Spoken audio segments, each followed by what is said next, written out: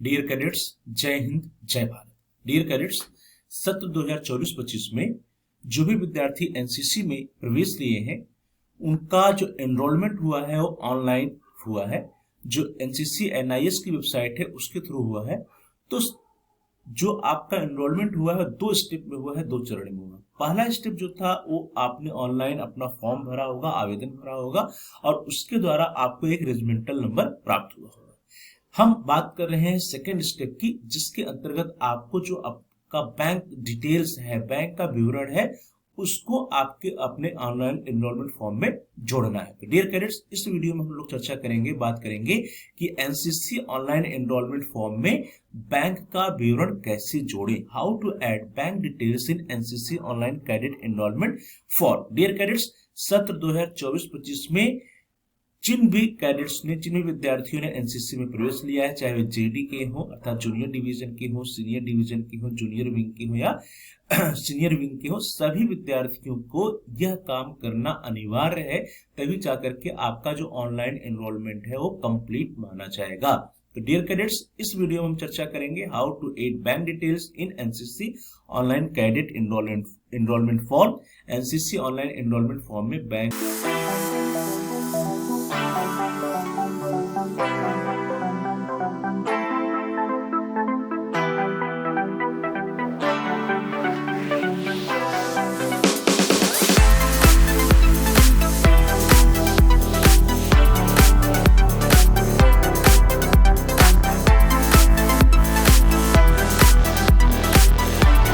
Video को start करते हैं और हम इस वीडियो में देखेंगे कि how to add bank details in NCC online cadet enrolment form. NCC online enrolment form में बैंक विवरण कैसे जोड़ेंगे। डियर कैडेट्स, सबसे पहले मैं आप सभी लोगों को यह बताऊंगा कि वे कौन कौन से स्टेप हैं जिनकी मदद से या जिसके द्वारा आप अपने बैंक विवरण को, बैंक डिटेल्स को अपने ऑनलाइन एनरोलमेंट फॉर्म में जोड़ेंगे। और उसके बाद मैं आपको एक डेमो भी करके दिखाऊंगा कि आपको कैसे करना है। तो सबसे पहले मैं आपको बता दूं कि आपको एनसीसी ऑनलाइन एनरोलमेंट फॉर्म में क्या क्या स्टेप लेने हैं। एनसीसी कैडेटों द्वारा बैंक खाता विवरण भरने के लिए की जाने वाली कार्यवाही, वे कौन कौन सी कार्यवाही है जिसको आप करेंगे। Actions to be taken by NCC cadets for filling bank account details. ये सारी कार्रवाई तब होनी है जब आपका पहला स्टेप का फॉर्म भरा जा चुका होगा और जब आप पहले स्टेप में एनसीसी ऑनलाइन फॉर्म भर दिए होंगे एनआईएस वेबसाइट पे, एनसीसी एनआईएस वेबसाइट पे, और आपके एएनओ के द्वारा उस फॉर्म को अप्रूव कर दिया गया होगा। और आपके एएनओ के द्वारा अप्रूव करने के बाद जो आपके बटालियन के सीयू साहब हैं उनके द्वारा फॉर्म को जब अप्रूव कर दिया जाता है तो आपको एक रेजिमेंटल नंबर अलॉट होता है।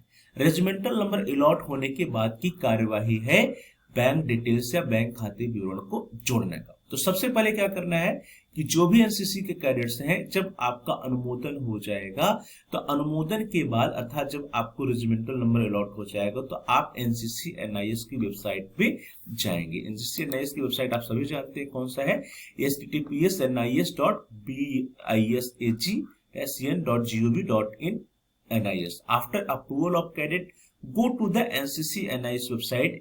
जो NCC NIS वेबसाइट है https://nis.bisag.gov.in NIS। आप जैसे ही जो है गूगल पे डालेंगे सारा आ जाएगा। तो पहला स्टेप क्या है कि आपको वेबसाइट को ओपन करना है। वेबसाइट को ओपन करने के बाद आपको वहां पे जो लॉगिन वाला बटन है उस लॉगिन वाले बटन पे क्लिक करना है। तो क्लिक लॉगिन या लॉगिन वाले बटन पर आप क्लिक करें।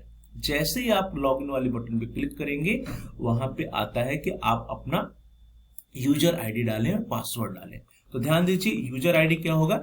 User ID is the enrolment number of cadet. User ID जो है कैडेट का नामांकन नंबर या एनरोलमेंट नंबर है। और यह एनरोलमेंट नंबर आपको कहां से मिलेगा, जब आपके एएनओ के द्वारा आपके ऑनलाइन फॉर्म को अप्रूव कर दिया जाता है। उसके बाद आपके बटालियन के स्तर पे सीओ साहब जो होते हैं वो अप्रूव करते हैं, तब ऑनलाइन एनरोलमेंट नंबर या जिसको हम कहते हैं रेजिमेंटल नंबर वो अलॉट होता है। इस रेजिमेंटल नंबर के बारे में जो जानकारी है आप अपने एएनओ सर से प्राप्त कर लीजिए। जो आपके एएनओ सर, एएनओ मैम होंगी, उनसे आप अपना एनरोलमेंट नंबर प्राप्त कर लीजिए, उनसे आप पूछ लीजिए, वो आपको बता देंगे कि आपका एनरोलमेंट नंबर या रेजिमेंटल नंबर क्या है। और यही रेजिमेंटल नंबर आपका क्या होगा, that will be your user ID. अब आगे बढ़िए। फिर यूजर आईडी के बाद उसपे पूछता है पासवर्ड। तो पासवर्ड क्या है? Password is password. क्या है?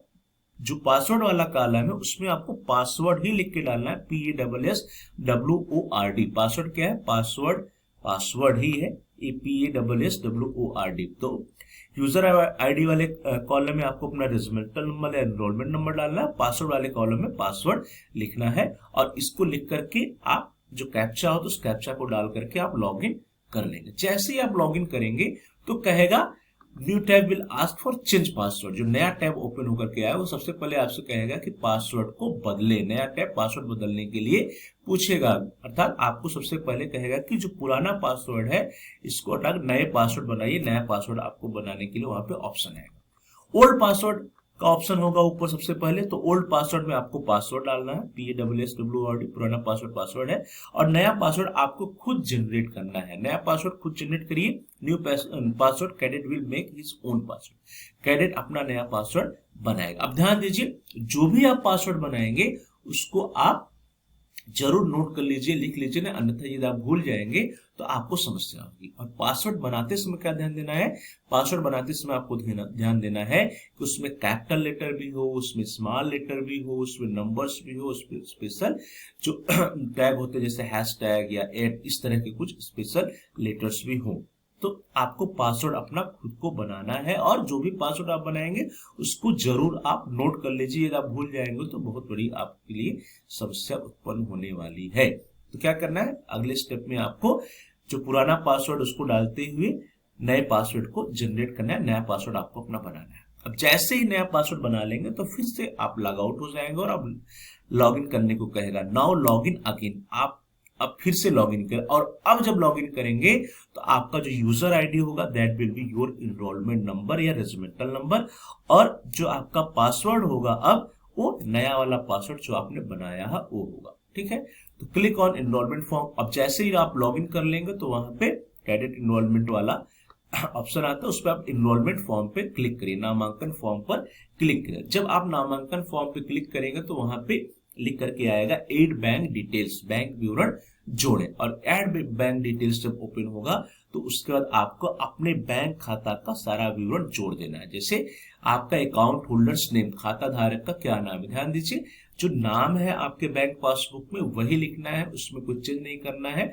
वो स्पेलिंग्स में कोई गलती नहीं होनी चाहिए। अकाउंट होल्डर्स नेम, खाता धारक का नाम, बैंक पासबुक में जो लिखा वो लिखना है, फिर अकाउंट नंबर या खाता संख्या, बैंक खाता संख्या लिख देनी है, और उसके बाद आपको अपना IFSC कोड लिखना है। IFSC कोड भी लिखने में आपको कोई गलती नहीं करनी चाहिए। और हमेशा जब भी हम IFSC कोड लिखते हैं डियर कैडेट्स, तो उसमें IFSC कोड में आप देखेंगे कि वहां पे जैसे हम स्टेट बैंक की बात करते हैं तो SBIN 0 होता है, पंजाब नेशनल बैंक की बात करें तो PUNB 0 होता है। वो लेटर जो O नहीं होता बल्कि जो पांचवा लेटर वो क्या होता है, 0 होता है, तो उसको आपको ध्यान देना चाहिए। तो ये सारी एंट्रीज आपको करनी है। कैसे करना है ये भी मैंने आपको बता दिया था। ये हो गया कैसे आप फॉर्म को के विवरण को चुने। अब मैं आपको एक डेमो करके दिखाता हूं कि कैसे आपको जोड़ना है। डियर कैडेट्स देखिए आपके स्क्रीन पर गूगल खुला है, इसमें आप डालिए NCC और NIS। NCC NIS जैसे ही डालेंगे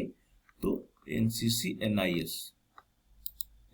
NIS डालिए और क्लिक कर दीजिए, और आपके सामने जो पहली वेबसाइट ओपन होती है यही आपकी NCC इंटीग्रेटेड सॉफ्टवेयर वाली वेबसाइट है। ये देखिए आपका आ गया NCC इंटीग्रेटेड सॉफ्टवेयर। इसमें सबसे पहले मैंने क्या बताया कि आपको लॉग इन करना है।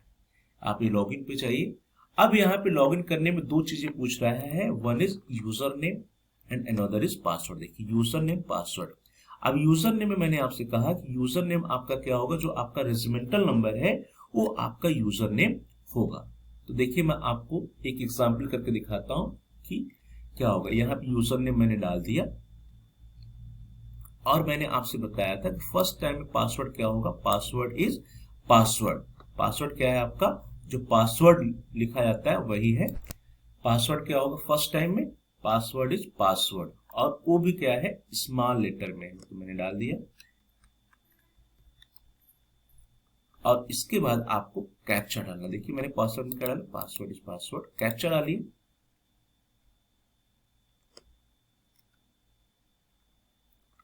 और इसके बाद लॉग इन करते हैं। यहाँ पे वैलिड यूजर नेम की बात कर रहा है तो यहाँ पे यूपी 24STWI कैप्चा फिर से डाल दीजिए।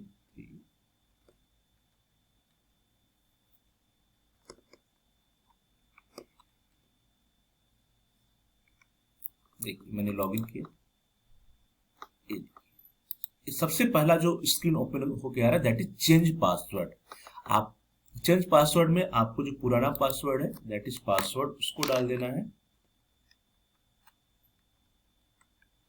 अब ध्यान दीजिए आपको एक नया पासवर्ड बनाना है, और नया पासवर्ड बनाने में क्या करना है, password should be a mix of alphabet, numerals and special characters without any space in between. अर्थात जो भी आप पासवर्ड बनाएंगे उस पासवर्ड में आपको एक तो अल्फाबेट्स होने चाहिए, नंबर्स होने चाहिए और स्पेशल कैरेक्टर होने चाहिए। Password must contain both upper and lower case, और जो आप अल्फाबेट्स यूज करेंगे उस अल्फाबेट में आप क्या होना चाहिए, कैपिटल लेटर भी होना चाहिए और स्मॉल लेटर भी होना चाहिए। तो ध्यान दीजिए कि क्या करना है आपको, कैपिटल लेटर भी हो, स्मॉल लेटर भी हो, स्पेशल टैग भी हो, नंबर्स भी हो। और पासवर्ड जो हो that should be the password length should be between 8 to 28 characters, 8 से लेकर के 28 कैरेक्टर्स के बीच में होने, अर्थात कम से कम 8 उसमें अंक और डिजिट मिला करके पूरे कैरेक्टर्स 8 से ऊपर होने चाहिए, 8 होने चाहिए और 28 से कम। तो ध्यान दीजिए पासवर्ड बनाने में क्या करना है, password should be a mix of alphabets, numerals and special characters, that is उसमें हैशटैग है, डॉलर है, एट है, परसेंटेज, ये सारी होनी चाहिए विदाउट एनी स्पेस, इसमें कोई स्पेस नहीं डालना है। Password must contain both upper and lower case, password में अपर केस और लोअर केस तथा कैपिटल लेटर स्मॉल लेटर भी होना चाहिए। Password length should be 8 to 28 character, अर्थात पासवर्ड का जो लेंथ है वो 8 से 28 कैरेक्टर के बीच में होना चाहिए। तो मैं अपना पासवर्ड बना दे रहा हूं। देखिए मैंने अपना नया पासवर्ड बना दिया है, न्यू पासवर्ड बना दिया है, उसको कंफर्म पासवर्ड, अर्थात यहाँ पे जो आप पासवर्ड डालेंगे वही कंफर्म पासवर्ड में दोबारा भी डालना है। करने के बाद आपको चेंज पासवर्ड पर क्लिक कर देना है। मैंने चेंज पासवर्ड पे क्लिक कर दिया। देखिए पासवर्ड चेंज सक्सेसफुली, यहाँ पे लिख के आ गया कि आपका जो पासवर्ड है वो सक्सेसफुली चेंज हो गया। अब क्या करना है आपको, अब आपको दोबारा लॉगिन करना है। दोबारा लॉगिन करिए, आपका जो भी रेजिमेंटल नंबर है उसके द्वारा आपको लॉगिन करना है। हम लॉगिन करते हैं।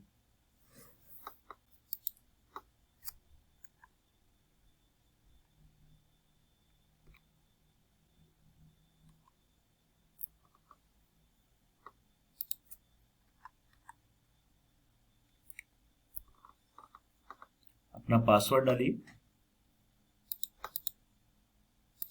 कैप्चा डालिए और लॉगिन करिए। देखिए लॉगिन सक्सेसफुली।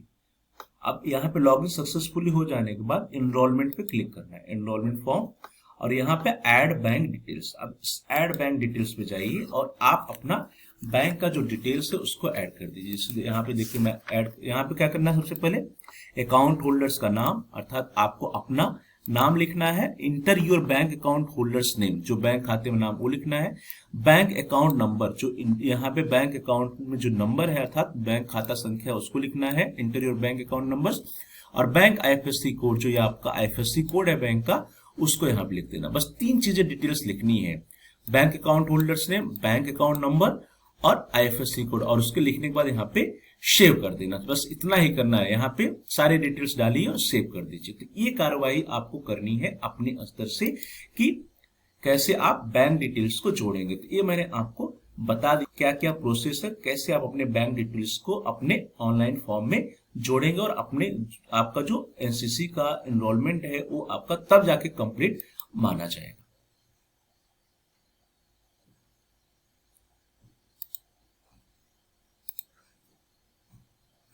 तो डियर कैडेट्स, इस तरह से सत्र 2024-25 में जो ऑनलाइन एनरोलमेंट होना है उसकी क्या प्रोसेस और कैसे आप बैंक डिटेल्स को अपने खाते में जोड़ेंगे, इसकी पूरी प्रक्रिया को, पूरे प्रोसेस को मैंने आपको बताया, समझाया और मैंने उसका एक डेमो भी करके दिखाया। आप सभी लोगों का बहुत बहुत धन्यवाद। Thanks for watching, thanks to all of you. Please like, share and comment on the video. आप इस वीडियो को लाइक करिए, इस वीडियो को अधिक से अधिक अपने फ्रेंड सर्किल में एनसीसी कैडेट्स के साथ शेयर कीजिए, जिससे कि वे भी इस वीडियो का लाभ उठा सके और अपने ऑनलाइन एनरोलमेंट फॉर्म को कंप्लीट कर सके, अपने बैंक डिटेल्स को आसानी से जोड़ पाए। साथ साथ यदि आपको कोई समस्या होती तो आप जरूर कमेंट कर सकते हैं। कमेंट्स में अपनी समस्या बताइए, मैं आपकी सहायता करूंगा। साथ साथ इस चैनल को सब्सक्राइब नहीं कर, कृपया चैनल को सब्सक्राइब कर लीजिए और बेल के